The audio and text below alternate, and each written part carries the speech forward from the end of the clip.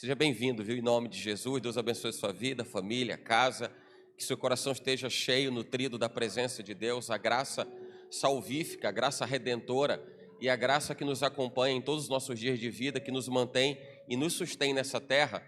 Essa graça está sobre você, tenha certeza disso. Esse amor está sobre você.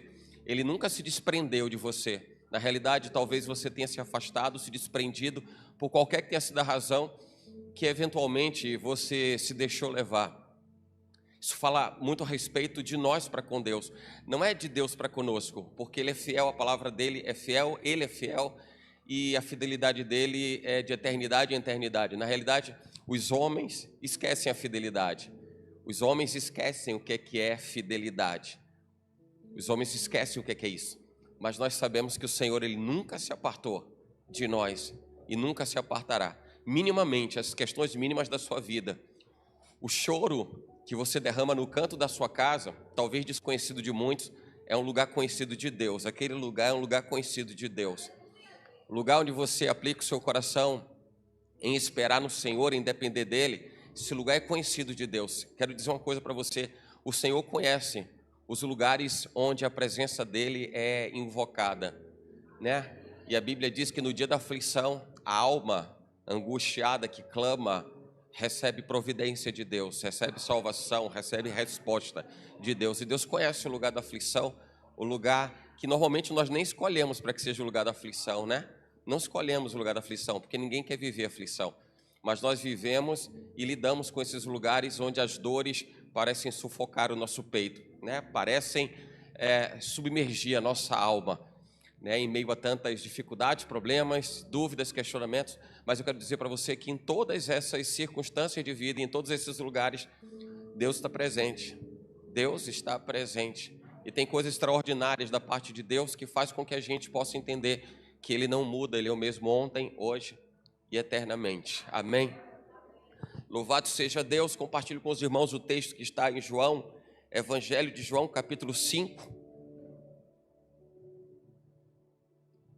O versículo 8 e o versículo 9. Capítulo 5, versículos 8 e 9. Quantas são as aflições que a gente passa, quantas são as dificuldades ou desafios que a gente tem que enfrentar. Mas eu fico percebendo o quanto nós precisamos depender de Deus. Eu percebo isso, eu noto o quanto a gente precisa de Deus. Eu quero trazer uma palavra para você que possa encorajar você, que possa tocar o seu coração para dizer, não olha as circunstâncias, olha para Deus. Olha para Deus. Eu sei que tem coisas na nossa vida que quando a gente para poder mergulhar nelas, a gente diz assim, não tem jeito, não tem chance, não tem saída, as coisas não acontecem, as coisas não mudam. Eu entendo, isso não é clichê, mas eu entendo que o que a gente tem costume de ouvir, e eu replico isso, é a verdade, é que a última palavra está com Deus. E se a última palavra está com Deus, a gente tem um descanso no coração, porque se a última palavra é de Deus e desconforta o nosso coração, a gente pode ficar tranquilo porque veio de Deus. E se a gente sabe que veio de Deus, é porque Deus queria daquela forma.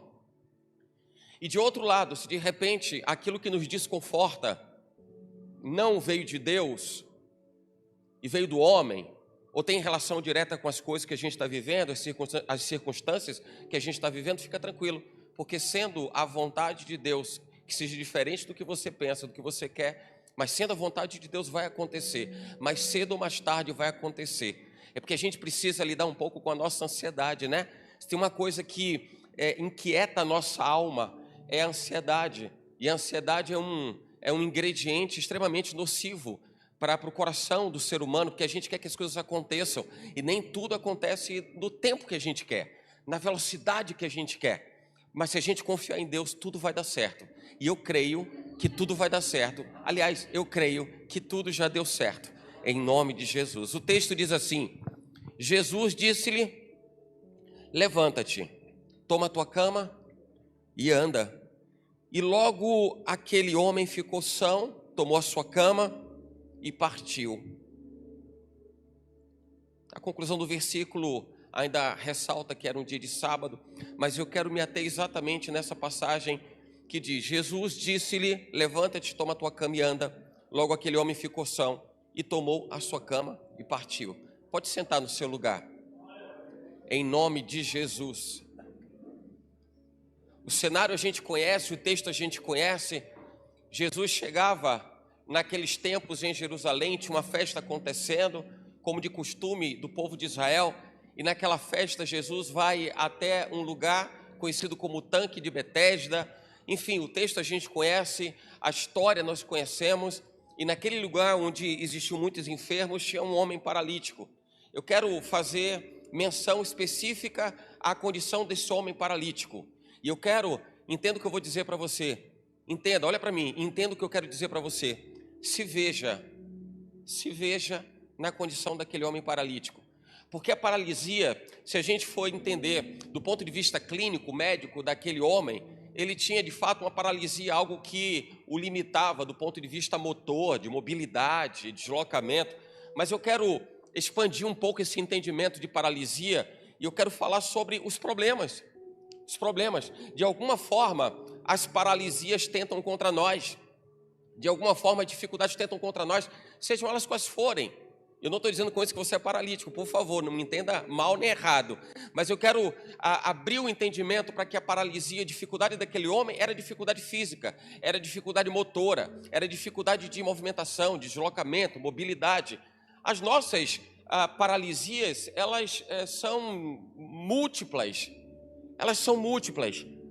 E de repente a gente começa a identificar o que de fato é uma paralisia mais grave, menos grave. A gente estabelece ali determinado tipo de nuance, né? Do que é mais grave, é menos grave, mas são paralisias. E onde eu quero chegar com isso? Que independente da gente constatar ser uma paralisia de fácil solução, ou de baixa gravidade, ou de difícil solução e alta gravidade, a gente está falando de paralisia. E isso confronta diretamente o projeto de Deus para a igreja. Isso bate de frente com o projeto de Deus para a igreja. Sabe, Deus não nos constituiu para dizer assim, olha, viva uma vida intermediária, mediana, viva um pouco feliz num dia e viva triste no outro. Porque há quem pense que é necessário alguém viver uma vida triste para entender o que é uma vida feliz. Há quem entenda que a dualidade da vida é necessária e importante para a gente entender o contraste e entender os dois extremos. Há quem diga que é necessário a gente viver uma dor tão profunda para a gente compreender uma alegria tão extrema. Entende essa questão da dualidade?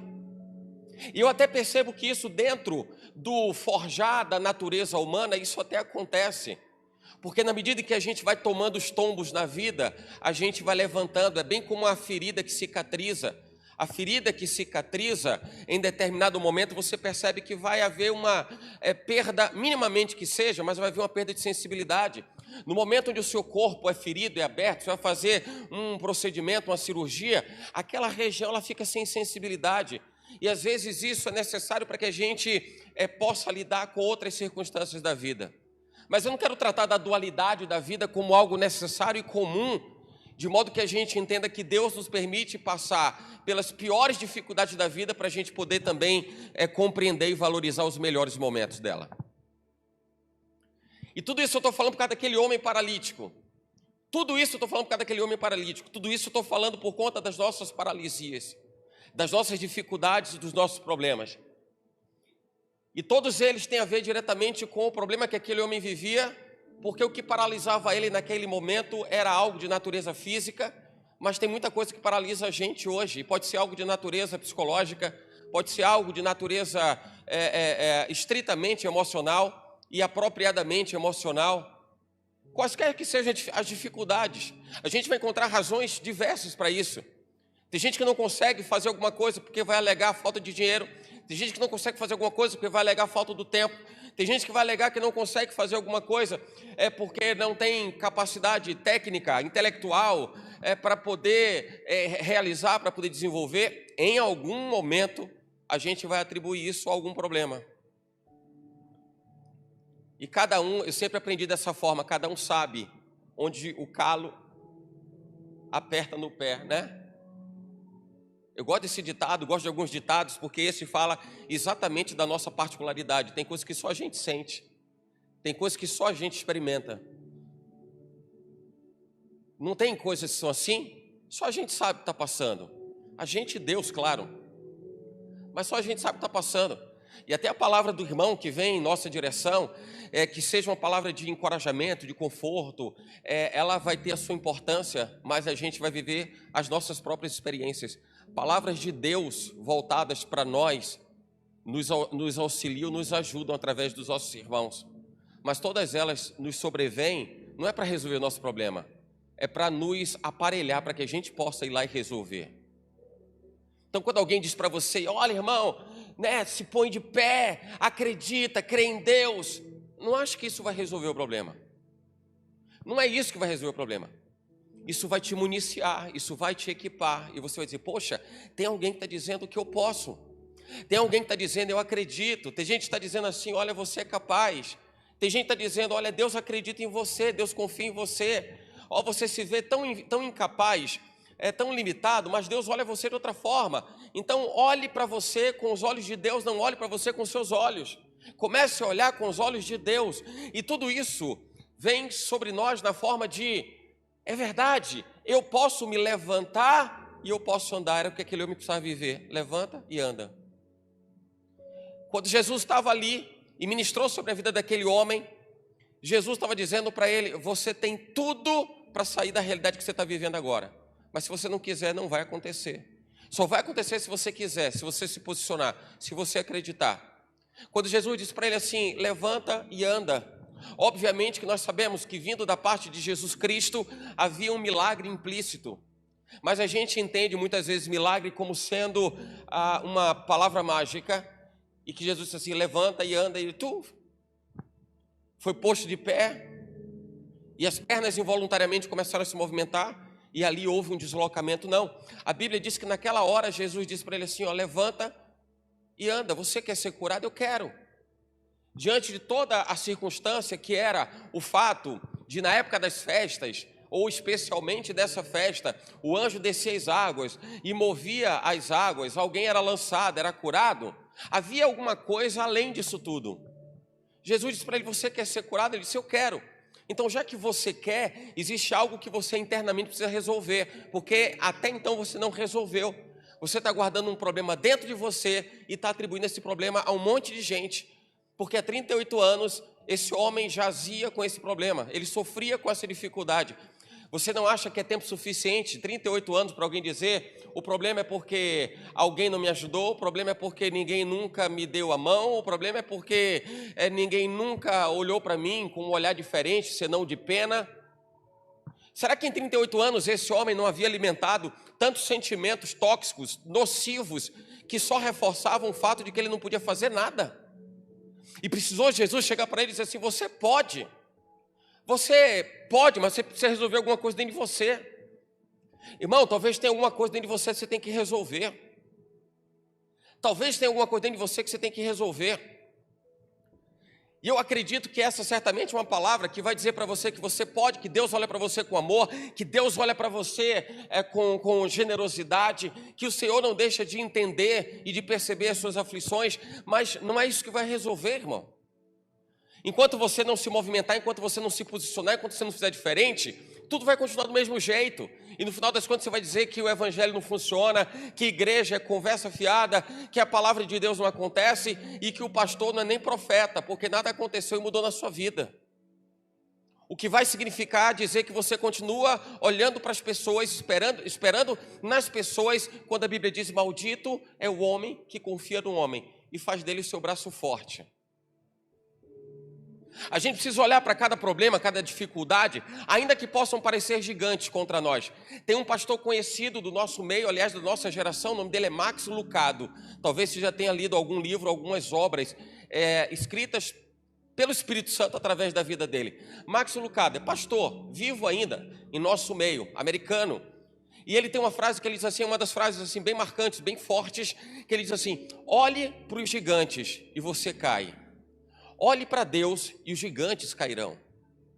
Não sei se você percebe a profundidade dessa fala, dessa palavra, porque quando a gente olha para os problemas, a gente vai tropeçar, até porque são problemas. Se não fossem, a gente nem chamaria de problemas dentro do que a gente entende o que é problema. Mas só são problemas porque eles causam algum tipo de dificuldade, algum tipo de transtorno. alguma coisa vem contra nós e a gente chama isso de problema, porque se não fosse a gente não chamaria. Por acaso para você é problema chegar em casa e almoçar? É problema? Não, você bota a comida no prato e você cai para dentro. Não é assim? É problema para você fazer sua higiene pessoal, tomar seu banho? Não, não é problema. Você vai entrar no chuveiro, liga o chuveiro, tomar seu banho, tá? Isso não é problema. Porque isso está dentro do seu controle, entende isso? Aquilo que está dentro do nosso controle, nós não enxergamos como problema. Nós enxergamos como problema aquilo que foge do nosso controle. Porque quando foge do nosso controle, a gente não sabe o que fazer. Mas eu entendo que até nessas dificuldades nós aprendemos a depender de Deus, para a gente saber que tudo que a gente tem vem dEle, que tudo que a gente vive vem dEle. Quem entendeu isso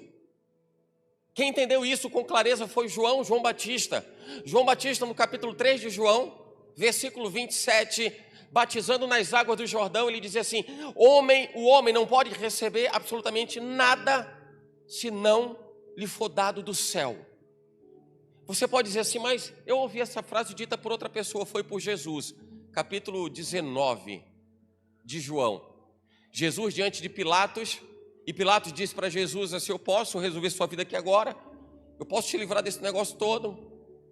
Essa confusão toda armada aqui, que confusão! Você não percebe, Jesus, você pode morrer, mas eu tenho o poder de te livrar, eu comando aqui o negócio, eu sou o braço de Roma dentro de Israel, eu posso mudar a situação. E Jesus diz: nenhum poder foi dado a você que não viesse do meu Pai. Você percebe a coerência entre a fala de João? Você percebe a coerência da fala de Jesus? E entende que há uma convergência de entendimento de que tudo que o homem vive tem a ver com Deus e a gente depende de Deus, a gente precisa de Deus. Será que tem alguma dúvida nesse sentido? Será que está claro que a gente tem necessidade de Deus em todo o tempo? E não dá para a gente atravessar um único segundo sequer dessa vida sem dizer: Deus é o Senhor quem está fazendo, eu preciso do Senhor, e é o Senhor quem está no controle de todas as coisas. Eu preciso entender que esse controle é dele, dar esse controle a ele, mas preciso resolver alguma coisa dentro de mim. Preciso resolver alguma coisa dentro de mim, porque existem coisas dentro do ser humano que impedem que Deus faça alguma coisa. E não é porque Deus está querendo ver a sua criação, o ser humano, na pendenga, na dificuldade, na angústia, na aflição, no sofrimento, não é. É porque nós temos a capacidade de dizer: Deus, eu entrego ao Senhor os meus problemas. Ou nós temos a capacidade de dizer assim: Deus, não se meta nesse negócio, deixa eu viver dessa forma. E para o nosso susto, a maior parte das pessoas tem desejado resolver os seus próprios problemas. O que não significa dizer que entregando o controle a Deus não significa dizer que seus braços se cruzam. Mas você entendeu que o apóstolo Paulo disse que nós somos cooperadores de Deus. Nós somos cúmplices de um projeto permanente, eterno, que foi sonhado e desejado antes da fundação dos tempos e continua se completando, porque a boa obra que ele começou, ele está aperfeiçoando até o dia de Cristo, até o dia que a gente voltar para a glória, para o céu. Enquanto esse dia não chegar, a obra dele continua, e essa obra contínua, permanente, esse empreendimento que continua em andamento, implica em ter você e eu como cúmplices desse sonho. Não sei se você entende isso, mas antes da fundação do mundo, você existia? Não, fisicamente não. Mas você existia no contexto de que você estava já elencado no plano de Deus. O dia que você ia nascer, como que seria a sua configuração genética, como que você... Imagina que para alguém perceber assim, como é que vai ser o neto, o bisneto, hein? Tataraneto, como é que vai ser? Não, ninguém sabe, mas Deus sabe. Deus sabe como vai ser, a altura, peso, tamanho, o biotipo. Deus sabe a cor da pele, Deus sabe de tudo. Então, antes da fundação do mundo, você ainda não existia fisicamente, mas você existia porque Ele já havia sonhado, desejado e já havia realizado você antes da fundação dos tempos. Significa dizer que existe um tempo que você sequer tinha consciência. Você não tinha noção de absolutamente nada disso. Você passou a existir exatamente, rigorosamente, dentro do número de dias de sua vida hoje. Você tem 30 anos, você passou a existir, tomar conhecimento desse mundo há 30 anos atrás. Você tem 60, 70, 80, 100 anos.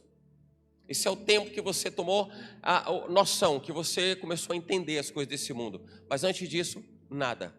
Mesmo assim, você já existia e Deus já amava você. E Deus já sonhava com você. Imagina, deixa eu fazer um comparativo. Imagina o que acontece com um casal quando está esperando um filho. Quando o casal toma conhecimento, cada um dentro da sua forma de entender, né? Como é que você tomou conhecimento de que estava grávida, hein, mulher? Hein, marido, como foi que você tomou conhecimento de que você ia ser pai? Como foi? Mas como aconteceu, da maneira como aconteceu, a partir daquele instante que você tomou conhecimento de que viria uma nova vida, você começou a se comportar de outra forma. Porque os seus pensamentos agora estavam compartilhados. Você começou a pensar agora que viria uma nova vida, você começou a pensar de repente até na despesa. Claro, não tem problema nenhum nisso, você começou a planejar, como é que vai ser, como vai ser a partir de agora.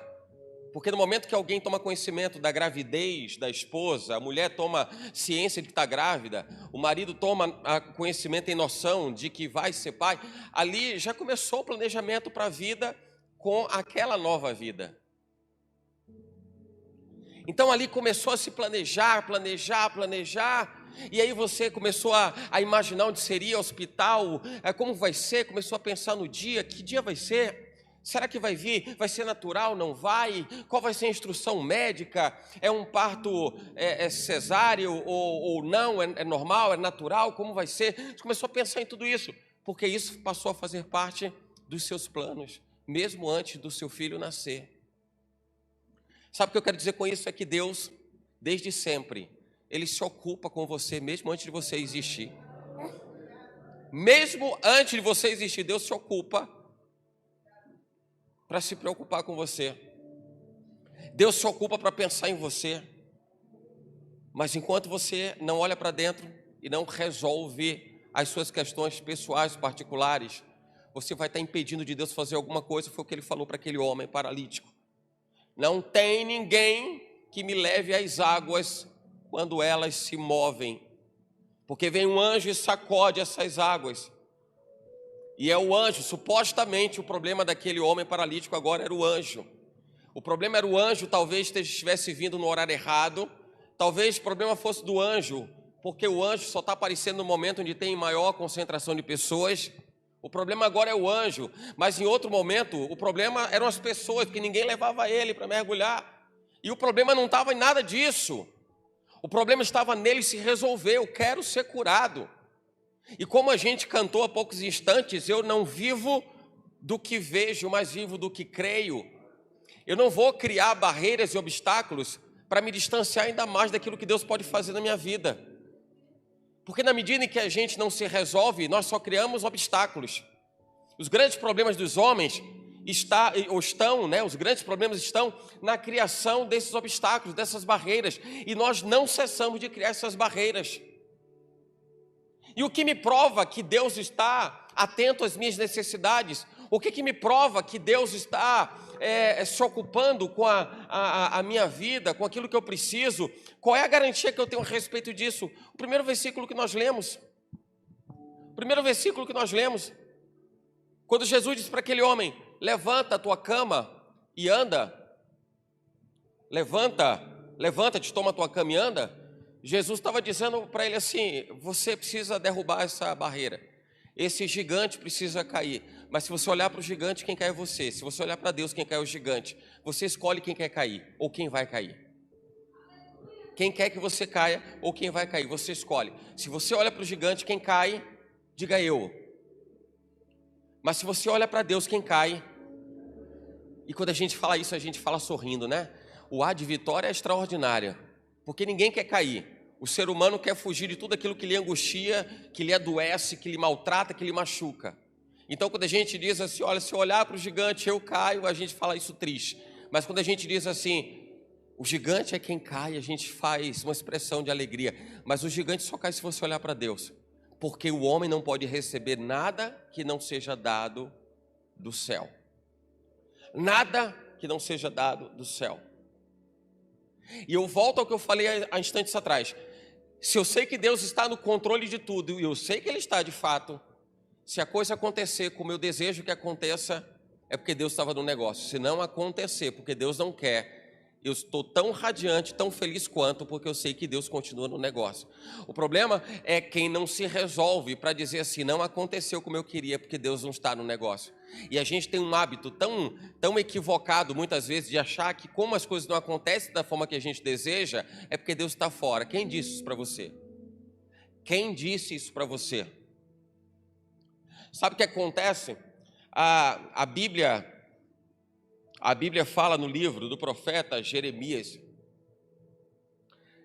Deus está falando com Israel a respeito do cativeiro babilônico. E Deus já havia sentenciado Israel como consequência da própria culpa de Israel em ter negligenciado o relacionamento com Deus, ter se afastado dele. Aí Deus fala para Israel assim, olha, a Babilônia vai invadir Israel e vocês vão viver cativos. Vocês vão passar esse tempo, vai ser um tempo de dor, um tempo de prova, vai acontecer, mas como consequência de vocês não terem se resolvido internamente. Entende? Quem está entendendo, diga amém. Vocês vão viver a consequência daquilo que vocês mesmos semearam, plantaram. E aí, em dado momento, o Senhor ele diz assim, e não deem ouvidos a agoureiros, prognosticadores, profetas, que vão dizer para você sair de Jerusalém. Olha o que Deus está querendo dizer para Israel. Esse tempo é o pagamento do seu pecado. E vai ter gente que vai dizer assim, isso não é de Deus não, dentro desse negócio não. E vai dizer, sai de Israel, sai de Israel. E Deus está falando assim, não dê ouvidos a essas pessoas, porque o que Deus está dizendo é o tempo da consequência. É o tempo do pagamento, porque o salário do pecado é a morte. Então, paga as contas. É fácil a gente dizer assim, a coisa não deu certo, Deus não está nesse negócio. Quem disse que Deus não está nesse negócio, irmão? Não deu certo, Deus está forjando sua fé. O quanto você quer isso mesmo? O quanto você quer isso mesmo? O quanto você vai se mover? O quanto você vai se resolver internamente para que você viva aquilo? Até que você possa de fato constatar que Deus está ou não está no negócio, você vai ter que andar algumas léguas, algumas milhas. Não é simplesmente pelo fato de alguma coisa não ter acontecido, alguém dizer assim, não, é porque Deus não está nesse negócio, porque se Deus quisesse já teria acontecido. Quem disse? Os pensamentos de Deus são mais muito mais altos que os nossos. Muito mais altos que os nossos. Quem sabe aquele homem paralítico tem escutado assim, olha, se há 38 anos você vive dessa forma, esquece, porque não vai mudar nada na sua vida. E talvez até ele tenha pensado, realmente essa deve ser a vontade de Deus, porque se não deu certo até então é porque Deus quer que eu viva desse jeito, porque se Deus quisesse fazer de forma diferente, eu já estaria livre desse problema. Não, até então ele estava olhando para os gigantes, e ele estava caindo. Enquanto ele olhava para gigante, quem caía era ele. Até o momento que ele olha para Jesus, e essa é a prova cabal de que o Senhor ele está preocupado com cada um de nós. Jesus chega para perto dele e faz com que ele possa olhar para dentro de si e resolver os seus problemas. O que você quer? O que é que você quer? Mas não é o que é que você quer no contexto de alguém que está ali para fazer, sabe, peça o que você quiser. O gênio da lâmpada maravilhosa, você tem direito a 3 pedidos. Não é isso. Quando Jesus diz assim, o que você quer? É dizendo para ele assim, o que você pensa de você? O que você sonha para a sua vida? O que você de fato está fazendo para que isso aconteça? Quais são os gigantes que você tem mantido vivos dentro de você? Por que até então você tem questionado tanto, murmurado tanto dos seus problemas e não tem olhado para Deus? Essa era a frase, esse era o intuito de Jesus perguntar àquele paralítico, você quer ser curado? É isso que você quer? Você quer mesmo? Você quer mesmo? Vai acontecer ou não vai acontecer, a gente vai entender dentro da direção que Deus vai dar. Mas eu vou precisar olhar para dentro de mim para dizer assim: Senhor, olha, eu quero assim, eu desejo assim, eu penso desse jeito. E é isso que vai me fazer acreditar que se acontecer, é porque Deus estava no negócio. Repito. E se não acontecer, o meu coração não se frustra. Porque o coração que se frustra diante de uma negativa de Deus, isso diz respeito a alguém que está afastado de Deus, a ponto de não entender a repreensão e o ajuste de rota que Deus nos proporciona na nossa jornada de vida. Quando alguém se levanta contra a direção de Deus, agora eu estou falando da efetiva vontade de Deus, e contraria a sua própria vontade. Olha quando Jesus diz assim: aquele que não negar pai, mãe, filho, filha. Sabe o que isso diz respeito? Diz respeito a tantas coisas que interferem na nossa vida. Tantas coisas fazem parte da nossa vida. A gente quer um monte de coisa pelo que nos cerca. Alguém quer comprar um telefone novo porque viu na TV, porque a mídia foi lá e bombardeou. Alguém está querendo uma casa de um jeito lá porque viu e se encantou. Aquele que não deixa pai, mãe, filho, filha, cachorro, papagaio, seja o que for, por amor de mim. E o que ele está dizendo é assim: dependa de mim, espere em mim. Dependa de mim e espere em mim. E o coração que entende a vontade de Deus, espera em Deus e acredita em Deus, que estiver feliz com a decisão de Deus, vai provar com clareza de que aquela vida, aquela alma, aquele coração está em sintonia com Deus. Quando alguém rejeita a vontade de Deus, está dizendo para Deus: Deus, não quero relacionamento. Foi o que aconteceu com Davi quando perdeu o primeiro filho dele com Batseba, originário do pecado, fruto do pecado. A Bíblia diz que Davi, ele estava jejuando, Davi ficou recluso, Davi estava orando, e quando chegou a notícia de que o menino tinha morrido, o que foi que ele fez? Se levantou e foi comer. Todo mundo preocupado. Já está tanto tempo que ele não come, o menino está lá, entre a vida e a morte. Ele não come, o menino morreu. O que Davi fez? Se levantou. E teve gente que disse assim: que negócio é esse, rapaz? Que falta de sensibilidade. Se levantou, foi comer. Parece que nem se deu conta de que perdeu o filho. Não, Davi estava bem resolvido, porque ele entendeu a vontade de Deus. Eu estou pagando o preço do meu pecado, estou entendendo isso, e o meu coração está leve.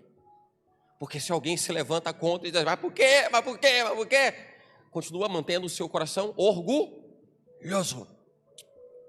Orgulhoso. Jesus estava testando o coração daquele homem, dizendo: será que é o seu orgulho que te mantém enclausurado nessa realidade tão horrorosa? Será que é o seu orgulho que te mantém preso nesse negócio? Será que é o seu orgulho? Mas o que mais me chama a atenção, ou dentre elas, a coisa que me chama a atenção, é o fato de Jesus ter olhado para ele.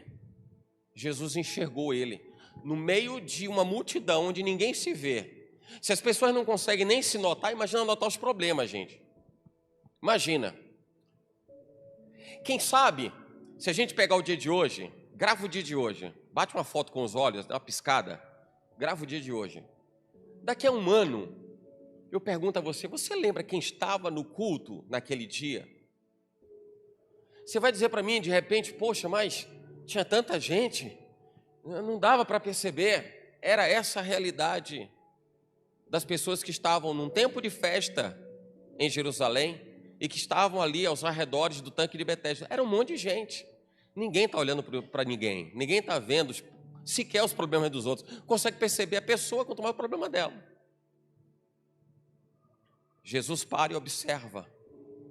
O que ele faz é enxergar no profundo. Sabe que a gente precisa aprender um pouco com relacionamentos, porque os nossos relacionamentos acabam sendo tão superficiais que às vezes não passam de uma paz do Senhor, quando muito. E Jesus podia ter passado só para dar uma paz do Senhor para aquele homem, e aquele homem ia continuar do mesmo jeito. Se a gente não entender qual é o viés que nos traz a essa geração, a essa terra, a gente vai ser somente mais um dentre as 7 bilhões de pessoas já no mundo. Só mais um. E depois a gente vai ver essa contagem meio que num plano de substituição, porque passa uma geração, vem outra, e vem outra, e vem outra. E quantas foram as gerações ao longo da história que fizeram a diferença? Ou se a gente puxar de pinça, quantas foram as pessoas que ao longo de todas as gerações, desde a criação, fizeram a diferença e entenderam que elas não são só mais uma? Será que se a gente pegar isso ao longo de toda a história da existência humana, a gente consegue juntar 1.000 pessoas? 5.000? 100.000? 1 milhão? Ainda assim, se a gente considerar toda a existência humana, ao longo de toda a história, a gente está falando de alguns tantos de bilhões e bilhões e bilhões, para a gente conseguir formar pelo menos um grupo em que se possa entender como pessoas que se deram conta de que eram importantes e iam fazer diferença no seu tempo.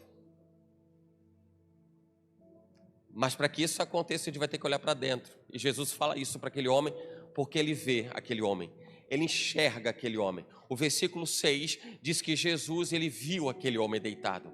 Jesus não estava vendo um homem deitado. Jesus estava vendo um monte de gigante dentro daquele cara. Jesus estava enxergando um monte de problema dentro daquele cara. Porque o problema não era enxergar, a questão não é enxergar deitado. Você vai ter um tempo de férias, você vai deitar numa rede, vai procurar um lugar legal para você deitar na rede. Você está deitado, mas mesmo assim Jesus está te vendo também. Mas a questão daquele homem era que Jesus estava vendo uma vida tão controversa, se comparado ao projeto de Deus para a vida daquele homem. Tão controversa, tão esquisita, tão diferente. E Jesus olha para aquele homem. Quando ele olha para aquele homem, ele está vendo um monte de dificuldade, ele está vendo um monte de aflição, ele está vendo um monte de coisa. E a gente precisa entender que os olhos do Senhor estão postos sobre a terra. E Ele está olhando todas as coisas, seja justo, seja injusto, seja crente, seja ímpio. Ele está olhando para todas as coisas. E se Ele está olhando para todas as coisas, o problema agora não está em Deus, porque Ele está olhando, Ele sabe, o problema está em quem? Está em nós. Você pode se apropriar disso e assumir sua responsabilidade nisso e dizer assim, está em mim? Não, mas olha, traga isso com verdade, só não repita porque eu estou dizendo para você repetir, mas repita entendendo que, de fato, a gente precisa se resolver diante de Deus. A gente precisa se resolver diante de Deus.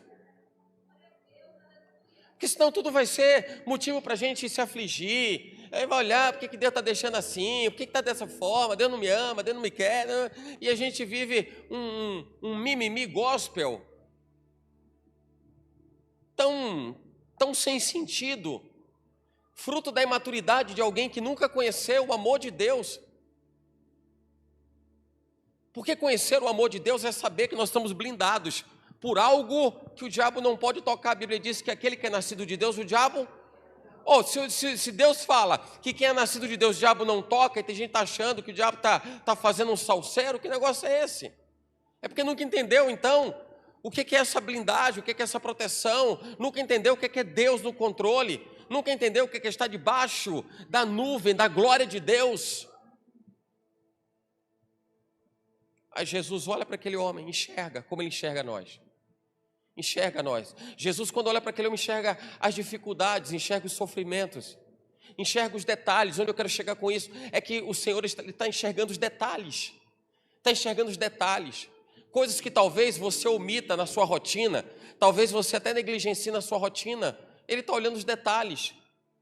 Ele está olhando os detalhes. Tudo isso o Senhor está observando. Na parte B do versículo 6, quando Jesus diz para aquele homem, você quer ficar curado? Você quer ficar são? É porque Jesus está dizendo para ele assim, você não se dá conta que já faz muito tempo? Você não acha que já deu, não? Agora eu pergunto para você, irmão, irmã, já deu ou não? Ou ainda dá para sofrer um pouquinho mais? Isso é uma pergunta forte. Você assim, como assim? É porque eu quero reposicionar você, quero dizer assim, você vai precisar mudar a forma de enxergar as coisas. Porque senão você vai se conformar com a mesma coisa que você está vivendo. Tá da mesma forma, tá do mesmo jeito. Porque você reage da mesma forma. E eu digo mais, talvez você esboce uma reação diferente num determinado momento. Mas involuntariamente você volta a viver a mesma coisa de sempre e esse círculo continua girando. Continua girando. Isso tem a ver com o hábito, tem a ver com o comportamento. Você vai precisar monitorar, você vai precisar entender as mudanças que você vai precisar tomar, porque senão tudo vai ficar igual. Eu digo para você isso com toda a convicção. Você vai encontrar alguém que de repente vai se encorajar, quem sabe até hoje, vai se encorajar e vai dizer, então agora eu vou fazer diferente, agora eu vou fazer diferente. Uma semana depois vai me procurar e vai dizer, poxa, mas por quê? Por quê? Porque eu vou dizer, poxa, mas uma semana atrás você não estava pronta para viver uma nova vida? Mas é porque isso, é porque aquilo outro. O que aconteceu? Voltou a viver a mesma rotina. É quando a palavra fala do porco, que depois de tomar do banho, cuidado, volta ao chiqueiro. Ele volta só à realidade dele, ele volta só à rotina dele. Está vivendo o que lhe é natural. Não está habituado a viver uma nova vida. E se alguém me perguntar assim, mas o que é alguém viver habituado com uma nova vida? É alguém estar decidido, é alguém se decidir a viver essa nova vida e agir no sentido contrário daquilo que ela admitia como sua realidade permanente. Foi o que Jesus fez com esse homem. Você quer realmente ficação? Você quer realmente ficação? Porque tem 38 anos que você diz que quer ficar curado, mas você é igualzinho ao mesmo homem de 38 anos atrás. Você não mudou nada. Você é a mesma pessoa. Você não mudou absolutamente nada, não mexeu uma vírgula sequer. Quando aquele homem diz assim, eu quero ser curado. Aí Jesus vira a chave no coração dele. Ele diz assim, então como você quer, levanta e anda. Olha para Jesus, não bastou dizer assim, levanta. Levantar para alguém que estava no chão há 38 anos, já seria um feito gigantesco. Não era suficiente. É porque Ele nos dá muito, mas muito mais e infinitamente mais, abundantemente mais, além daquilo que nós pedimos ou do que nós pensamos. Levantar já seria uma virada de chave brutal na vida daquele homem. Mas quem levanta de repente pode dar uma tremedeira na perna, pode achar que não, aquele negócio não é. Lembra de Pedro, né? Vem Pedro, me encontra aqui, Jesus andando sobre o mar, vem Pedro, ele é o primeiro passo, segundo passo, mas teve uma hora que deu tremedeira. Eu disse, será que é isso mesmo? Eu estou andando em cima das águas. E eu vou dizer, irmão, se Pedro viveu aquela prova lá, hein? Imagina a gente que é provido de um pouco mais de carga física. A nossa fé ia ser provada mais ainda, hein? Você vê assim, alguém mais fofinho assim andando sobre as águas, você diz, rapaz, isso é milagre mesmo, hein? Isso é milagre mesmo. Porque sustentar alguém, né, com um biotipo mais esbelto e tal, dá vai, mas o gordinho e tal. Ficar de pé já seria um grande feito, mas poderia dar uma tremedeira e tal. Será que é isso? Será que... Não, você vai andar, não é só levantar. Levanta e anda. Andar é o estágio que vem depois do levantar. O andar é o estágio que vem depois do levantar. Para tudo na vida, a gente está querendo muitas vezes andar sem levantar. A gente está querendo andar sem levantar. Sabe o que significa alguém andar sem levantar? O que você pensa que é alguém andar sem levantar? O que é isso para você? Para mim é muito claro. Alguém que quer andar sem passar pela fase, pelo estágio do levantar, é ficar no mesmo lugar. Entenda isso. Ele está deitado. prostrado, Jesus diz assim: levanta e anda. Se ele dissesse assim: eu quero andar, mas não quero levantar, sai do lugar. É o ciclo de vida de muita gente que já está pensando no andar, mas nem pensou no levantar ainda. Na cabeça está girando assim, é por isso que muita gente se frustra. Porque agora eu vou fazer acontecer, então, que beleza, aleluia, glória a Deus. Já está andando. Nem levantou ainda. Nem levantou ainda. Aquele homem ia precisar viver um estágio primeiro. Se levante. Entenda que agora você está de pé. Entenda quem te pôs de pé. Entenda quem te ergueu. Enxergue onde caíram os gigantes, porque você olhou para mim, deixou de olhar para eles, e agora eles caíram e você se levantou. Enxergue que onde tem alguém que se levanta, tem alguém que cai. Quando Golias cai é porque Davi estava de pé. Governos se estabelecem dessa forma: para alguém estar de pé, alguém tem que cair. O governo de Deus na vida de alguém significa dizer que se de fato esse governo está implementado, está instalado, é porque o governo de Satanás caiu, é porque o governo deste mundo caiu. O se levantar é para entender que no levantar tem um governo instalado. Então, para aquele homem, ele ia precisar entender que o governo instalado na vida dele agora era o governo de Deus por Jesus Cristo. Levanta, instala o novo governo. Não é mais o governo da opressão, não é o governo da enfermidade, não é o governo da paralisia, da letargia, da negligência, da incredulidade. Agora tem um novo governo, porque só com o novo governo a incredulidade vai cair, porque você vai entender que mesmo há 38 anos, com a enfermidade, você se coloca de pé e se põe de pé. Caiu o governo da incredulidade, caiu o governo da iniquidade. Se levanta, se levanta. Aí a Bíblia diz assim: poderão andar dois juntos, poderão... Repete, poderão andar dois juntos, se não estiverem de acordo? Jesus diz: levanta, e agora você vai andar. O que Jesus estava dizendo para ele assim: você se levanta, instala um novo governo, e agora você anda, e você vai andar comigo. Se você andar comigo, sua vida mudou. Se você não quiser andar comigo, você se levantou, vai andar sozinho e vai voltar ao estado original. Um dia volta para o estado original.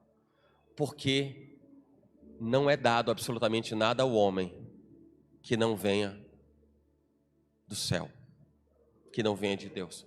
Então não tem possibilidade alguma de alguém atravessando a jornada da vida nessa terra conseguir se resolver sozinho, como se não precisasse de Deus, porque cada um pode olhar para dentro de si mesmo e dizer: eu faço e eu aconteço. Não, aquilo que cabe a você em olhar para dentro de você é dizer: Deus, agora eu deixo de olhar para os gigantes que eu alimentei e que eu sustentei dentro de mim. Enquanto eu alimentava esse gigante dentro de mim, eu estava prostrado, e aquilo que eu carregava dentro de mim me oprimia, aquilo que eu carregava dentro de mim me massacrava. Mas agora eu deixei de olhar para aquele que me massacrava e eu passei a olhar para o Senhor. E o Senhor agora me faz um gigante diante dos meus problemas, por isso eles caem. E por isso eles caem. E agora eu vivo uma nova vida, de alguém que levanta para instalar um novo governo, e de alguém que anda para dizer: Jesus é comigo, porque agora eu entendo que nunca foi porque o Senhor me deixou de lado, foi porque eu o rejeitei. Amém?